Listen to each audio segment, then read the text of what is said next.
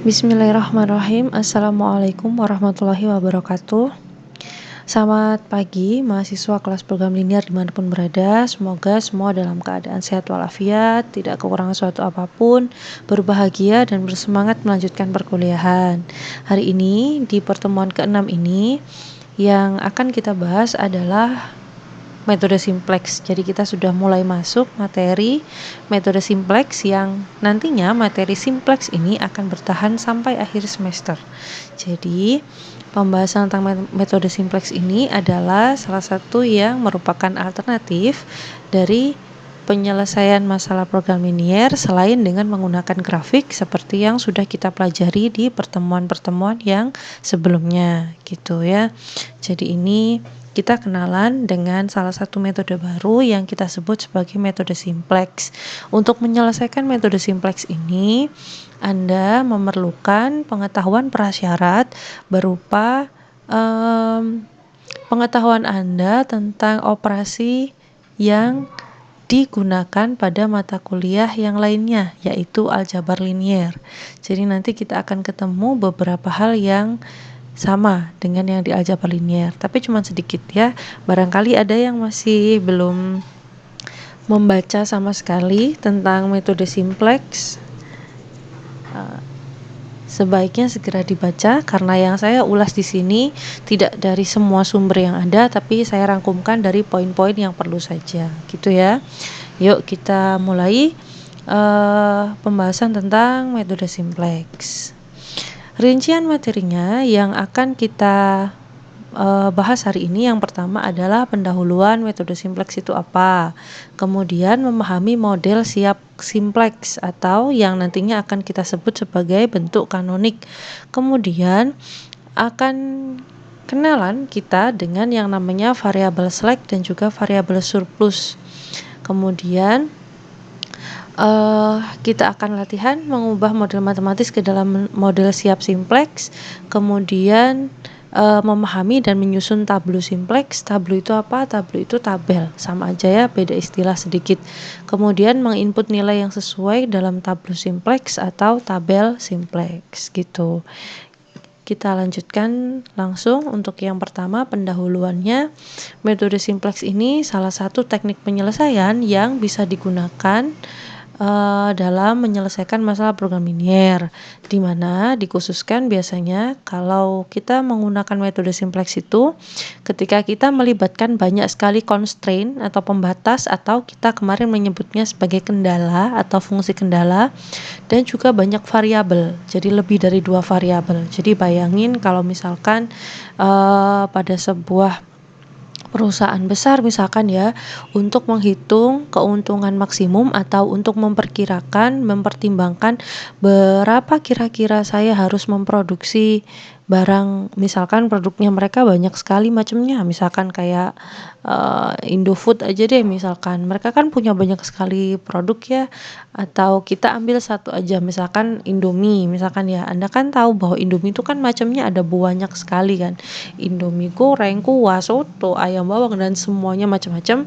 Kalau kita mau mempertimbangkan mana atau berapa yang harus diproduksi di setiap jenisnya, maka banyak sekali kan yang harus kita cari gitu kan. Nah, itu termasuk berarti variabelnya sangat banyak, bisa jadi lebih dari 2. Kalau kita kan kemarin waktu penyelesaian dan grafik kan variabelnya hanya 2, X1 dan X2 atau X dan Y saja kan, makanya kita bisa menyelesaikan dengan menggunakan metode grafik ya, menggunakan Kartesius gitu. Tapi kalau sudah variabelnya 3 masih bisa, tapi kita harus pakai aplikasi, karena kalau variabelnya 3 berarti kan 3 dimensi ya, harus bentuknya nanti dia akan berbentuk bangun, jadi punya volume gitu ya, maksudnya di ruangan dimensi 3. Tapi kalau variabelnya lebih dari itu ya nggak mungkin kita selesaikan dengan grafik kan ya. Kemudian kendalanya banyak pembatasnya, misalkan kalau dalam kasus Indomie misalkan perusahaan ya, berarti kan harus mempertimbangkan masalah bahan baku, kemudian masalah kemasan, biaya biaya pekerja, kemudian biaya pengemasan tadi ya sudah, kemudian nanti biaya transportasinya, penyalurannya, packagingnya, macam-macam. Jadi kan kendalanya bisa banyak sekali. Nah, semakin banyak semakin rumit. Kalau kita gambar dalam diagram kartesius, kendalanya semakin bertambah, numpuk-numpuk, ya terlalu rumit ya. Itu. Nah, metode ini pertama kali dikemukakan oleh Danzig tahun 1947. Kemudian metode ini akhirnya jadi populer karena ini kok nggak selesai ya, menjadi populer karena munculnya komputer maksudnya ya. Ketika kemudian prosesnya sudah bisa digunakan dengan menggunakan iterasi komputer, program ini metode simplex ini akhirnya sangat membantu dalam menyelesaikan berbagai permasalahan yang dihadapi oleh dunia industri saat itu, gitu ya. Baik, ini cuman pendahuluan aja, kenalanlah kita lagi dengan yang namanya bentuk kanonik. Apa itu bentuk kanonik? Bentuk kanonik ini bentuk standar, tapi beda-beda ya. Ada buku yang menyebut bentuk kanonik itu bentuk awal, nanti harus diubah ke dalam bentuk standar lainnya yang sesuai dengan patokan ini, kriteria ini. Tapi ada juga yang menyebut bentuk kanonik itu adalah bentuk yang sudah siap simplex gitu. Jadi agak sedikit berbeda pendapat. Saya ikut yang bagian yang kedua tadi ya, saya ikut bukunya Pak Mariono yang menyebut bahwa bentuk kanonik itu adalah bentuk yang dikatakan dia sudah siap simplex. Jadi dari soal sudah diubah, dimodifikasi menjadi bentuk kanonik gitu. Kenapa? Karena kalau bentuk soal masih awal belum bisa dia dikerjakan dengan metode simplex, harus dimodifikasi. Nah, bentuk kanonik ini punya beberapa ketentuan, diantaranya sebagai berikut. Yang pertama, fungsi kendala yang mengandung pertidaksamaan harus dimodifikasi ke dalam bentuk persamaan. Dari kalimat ini berarti Anda bisa melihat bahwa kalau fungsi kendalanya itu mengandung pertidaksamaan, nantinya dia akan dimodifikasi ke dalam bentuk persamaan. Namanya modifikasi berarti ada ketentuannya dong. Nah, itu ketentuannya di bawahnya ini. Terus makna yang kedua adalah berarti ada fungsi kendala yang tidak mengandung pertidaksamaan. Gimana Bu berarti? Ya berarti fungsi kendalanya berupa persamaan aja, sama dengan. Ada tak Bu kayak gitu? Ada. Jadi ada fungsi kendala yang berupa persamaan juga gitu. Kalau sudah berbentuk persamaan berarti kan kita nggak perlu modifikasi lagi kan, berarti sudah selesai. Yang part itu berarti nggak usah dimodifikasi gitu. Jadi nanti kita akan ketemu contohnya yang kendalanya mengandung persamaan. Kalau mengandung pertidaksamaan dia dimodifikasi dengan ketentuan di bawah ini. Untuk memodifikasi bisa ditambahkan atau dikurangi dengan sebuah besaran atau sebuah variabel semu atau buatan. Nah, variabel semu ini ada dua jenis, yaitu variabel select sama variabel surplus. Ini surplus ini harusnya. Surplus ini sebentar, biar saya edit dulu ya. Nah, ini sudah nih, jadi variabel surplus. Jadi ada dua jenis, namanya variabel select sama variabel surplus. Variabel select ini digunakan untuk memodifikasi kalau pertidaksamaannya memiliki kendala yang berbentuk kurang dari. Jadi kalau kurang dari, misalkan bla bla bla kurang dari sekian, menjadi sama dengan. Variabel select ini nanti akan bertanda positif karena dia digunakan untuk melengkapi sesuatu yang masih kurang sehingga menjadi pas. Jadi Anda bisa bayangin bla bla bla kurang dari sekian gitu ya. Nah, supaya dia itu menjadi seimbang kan kita harus mengubahnya menjadi persamaan, maka kita tambahkan dengan sesuatu yang baru supaya hasilnya menjadi pas gitu ya, menjadi sama dengan. Nah, sesuatu ini hanya sifatnya semu. Jadi cuma berupa bantuan. Jadi nggak benar-benar kita tambahin, tapi hanya sebagai bantuan, maka disebut semu. Nanti tandanya positif karena sifatnya nambahin gitu kan ya. Sebaliknya kalau variabel surplus itu digunakan untuk memodifikasi pertidaksamaan yang kendalanya lebih dari sama dengan. Lebih dari sama dengan itu kan berlebihan gitu ya, berarti kita menambahkan suatu variabel yang nantinya akan bertanda negatif gitu. Kita sisipkan variabel yang bertanda negatif yang gunanya untuk mengurangi sesuatu yang berlebihan. Jadi nanti menjadi pas gitu. Jadi ini ilustrasi ya. Jadi ini kalimatnya dari saya gitu untuk memudahkan Anda membedakan kapan harus memudahkan apakah variabel semuanya itu bertanda positif atau negatif. Jadi kalau kendalanya itu kurang dari, berarti akan kita tambahkan dengan variabel semu. Kalau kendalanya lebih dari, itu berarti variabel semuanya akan bertanda negatif gitu, supaya jadi pas gitu. Jadi kita kurangi dengan suatu variabel semu gitu. Jadi mengingatnya via kalimat ini ya. Kenapa via kalimat ini? Karena istilah variabel slack dan variabel surplus ini ternyata beda-beda di setiap buku. Di beberapa buku mereka menyebutnya masing-masing ini slack sendiri, surplus sendiri. Tapi kayak di bukunya Pak Mariono contohnya, apapun variabelnya, baik di kendala kurang dari maupun di kendala lebih dari, keduanya dinamakan variabel slack atau variabel pengetat gitu. Jadi agak sedikit beda-beda. Maka ini kita kenalan dengan istilahnya saja ya. Nantinya kalaupun saya menyebut keduanya itu sebagai variabel slack, ya kita terima aja, karena bukunya Pak Mariono juga demikian. Di buku lain pun ada yang tidak secara spesifik membedakan ini slack ini surplus gitu. Yang penting kedua-duanya itu adalah jenis variabel semu. Kapan positif?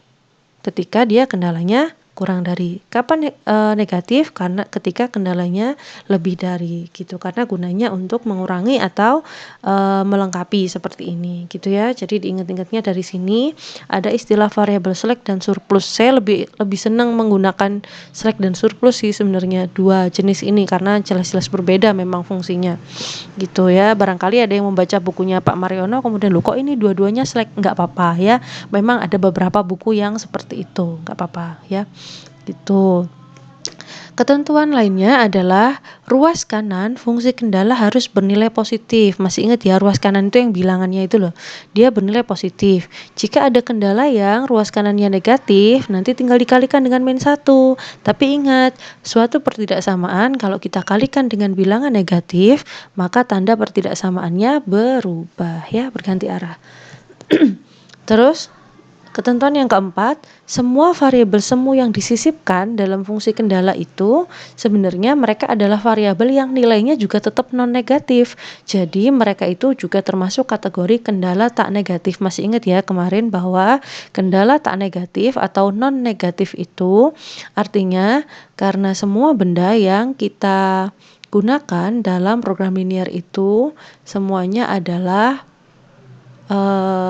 bilangan yang tidak negatif, karena semuanya ada di diagram ada di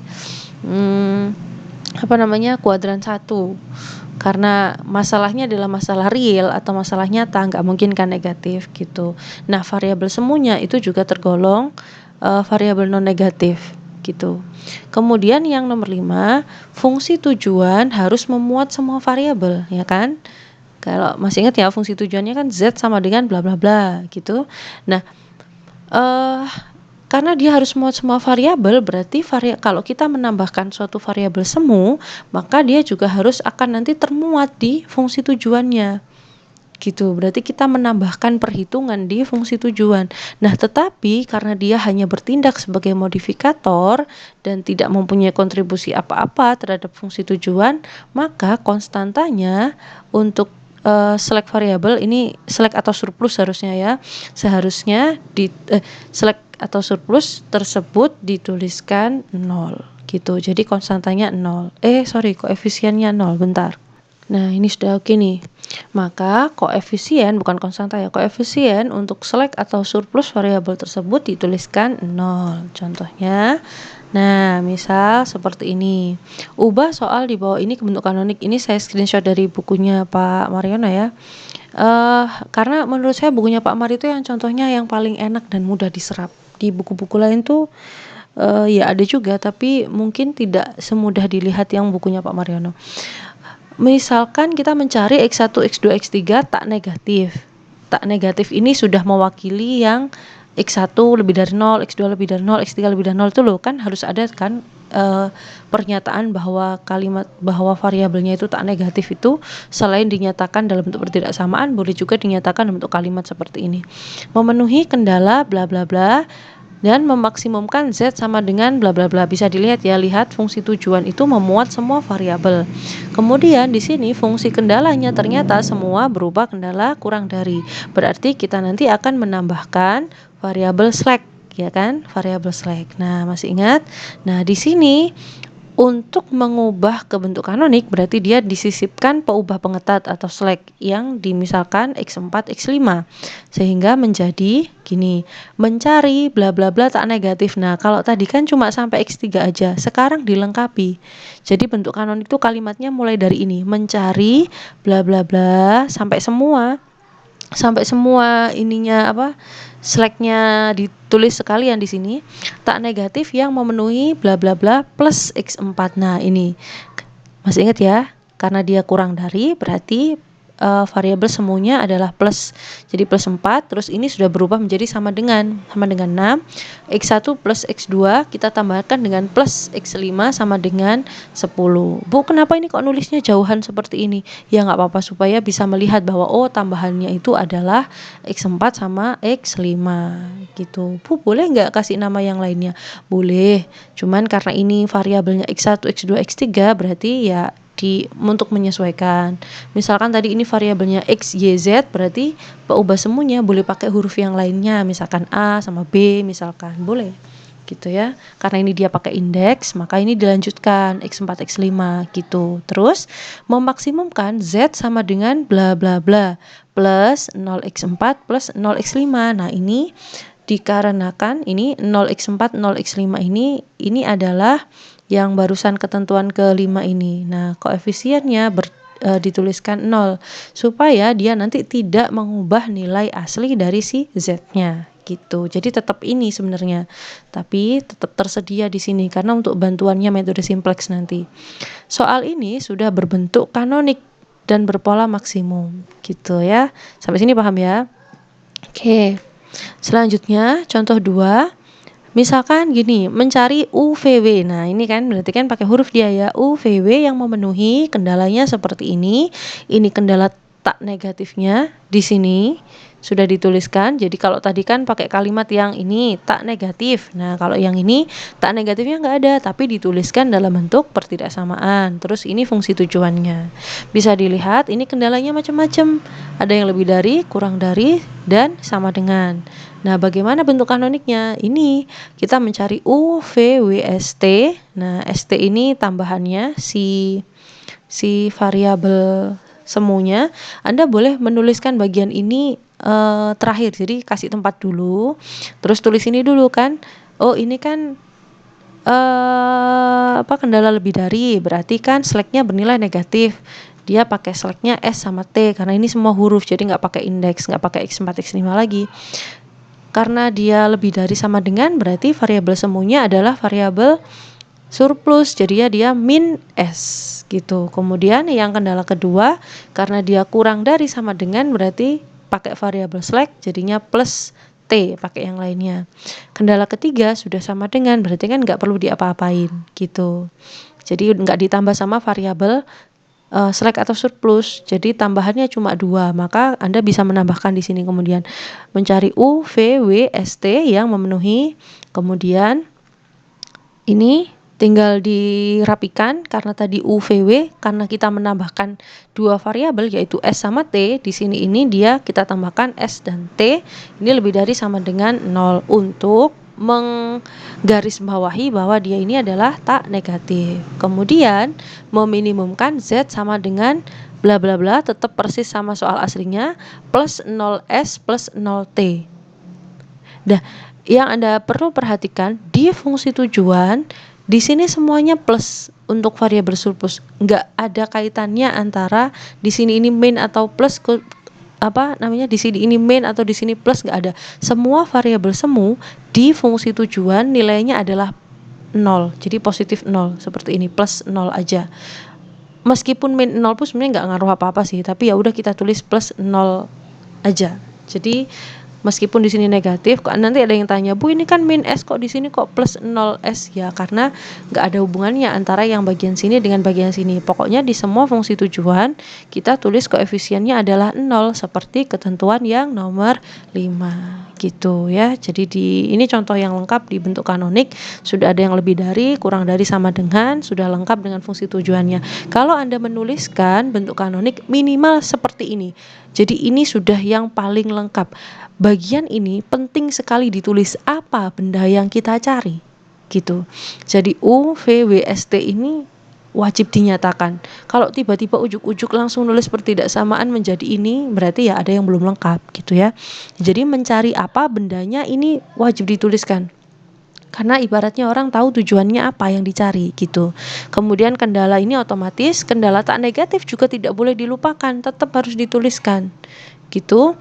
Kemudian fungsi tujuannya ini juga wajib dituliskan, apakah meminimumkan atau memaksimalkan, ini wajib dinyatakan. Kemudian Z-nya juga harus ditulis dengan benar gitu ya. Jadi seperti itu untuk yang bentuk kanonik. Selanjutnya tentang tabel simplex akan saya jelaskan di video yang selanjutnya.